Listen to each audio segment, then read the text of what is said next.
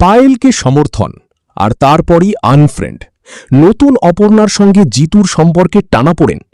পর্দায় রোম্যান্স, কিন্তু পর্দার বাইরে টানাপোড়েন।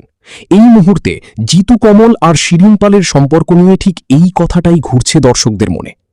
এর আগে দিতিপ্রিয়া রায়ের সঙ্গে কাজ না করার সিদ্ধান্ত নিয়ে আলোচনায় এসেছিলেন জিতু। আর এবার নতুন অপর্ণা শিরিনের সঙ্গেও কি একই পথে এগোচ্ছে সম্পর্ক? সবকিছুর শুরু পায়েলদের একটি ফেসবুক পোস্ট থেকে, যেখানে তিনি সরাসরি প্রশ্ন তোলেন একটি সংবেদনশীল ঘটনাকে ঘিরে। আর সেই পোস্টেই শিরিনের লাভ রিয়্যাক্ট যেন আগুনে ঘি ঢেলে দেয়। এই একটি মাত্র রিয়্যাক্টই যেন সবকিছু বদলে দেয়। শোনা যাচ্ছে এতে আঘাত পেয়ে জিতু কমল শিরিনকে ফেসবুকে আনফ্রেন্ড করেন। অথচ খুব বেশি দিন হয়নি এই দুজনের বন্ধুত্ব ছিল চর্চার কেন্দ্রবিন্দু। একসঙ্গে সময় কাটানো, মজার মুহূর্ত, এমনকি ব্যক্তিগত জীবনের ঝলক সবই ছিল প্রকাশ্যে।